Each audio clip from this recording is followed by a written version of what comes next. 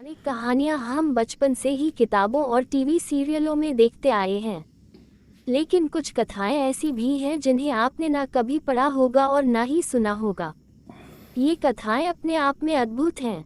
आज इस पौराणिक कथा में हम आपको सुनाएंगे एक कहानी जब हनुमान जी ने भीम को अपने शरीर के 3 बाल दिए। जानिए क्यों।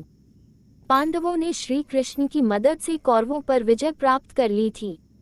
अब हस्तिनापुर का राज्य पांडवों के अधीन था। धर्मराज युधिष्ठिर राजा बने थे। न्याय और धर्म की प्रतिमूर्ति महाराज युधिष्ठिर के राज्य में सब कुशल मंगल था। समस्त हस्तिनापुर आनंदमय जीवन व्यतीत कर रहा था। कहीं कोई किसी प्रकार का दैख ना था। एक दिन नारद मुनि राजा युधिष्ठिर के पास आए और कहा कि महाराज, आप यहाँ वैभवशाली जीवन जी रहे हैं, लेकिन वहाँ स्वर्ग में आपके पिता बड़े ही दुखी हैं। युधिष्ठिर ने नारद मुनि से पिता के दुखी होने का कारण पूछा तो उन्होंने बताया कि पांडु का सपना था कि वो राज्य में एक राजसूय यज्ञ कराएं, लेकिन वो अपने जीवन काल में नहीं करा पाए, बस इसी बात से दुखी हैं। तब युधिष्ठिर ने अपने पिता की शांति के लिए राजसूय यज्ञ करने का फैसला लिया।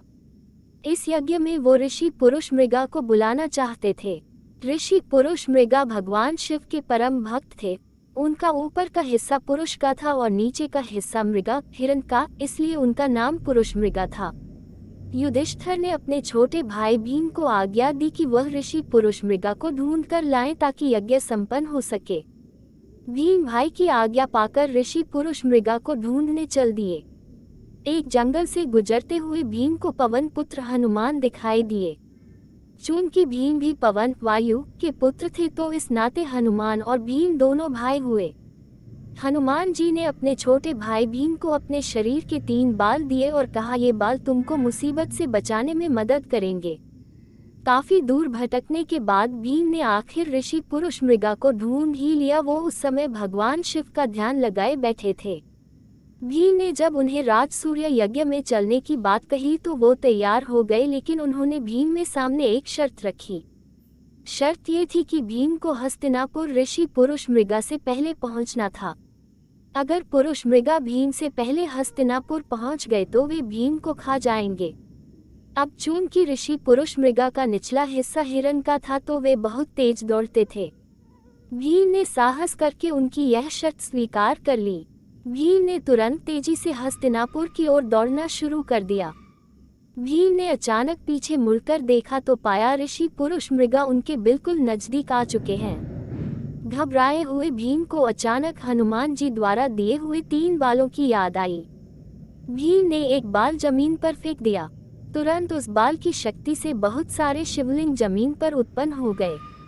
ऋषि पुरुष मृगा भगवान शिव के भक्त थे, इसलिए अब वो हर शिवलिंग को पूजते हुए आगे बढ़ रहे थे, जिससे उनकी चाल धीमी पड़ गई।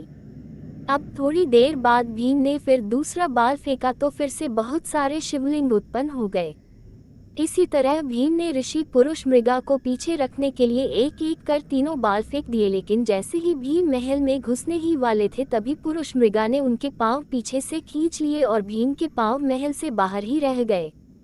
अब पुरुष मृगा भीम को खाने के लिए जैसे ही आगे बढ़े तुरंत वहां राजा युधिष्ठिर और भगवान कृष्ण आ गए। तब ऋषि पुरुष मृगा ने युधिष्ठिर ने कहा कि अब आप ही न्याय करें। राजा युधिष्ठिर ने अपना फैसला सुनाया कि भीम के पांव ही महल से बाहर रहे थे, इसलिए आप भीम के सिर्फ पैर खा सकते हैं।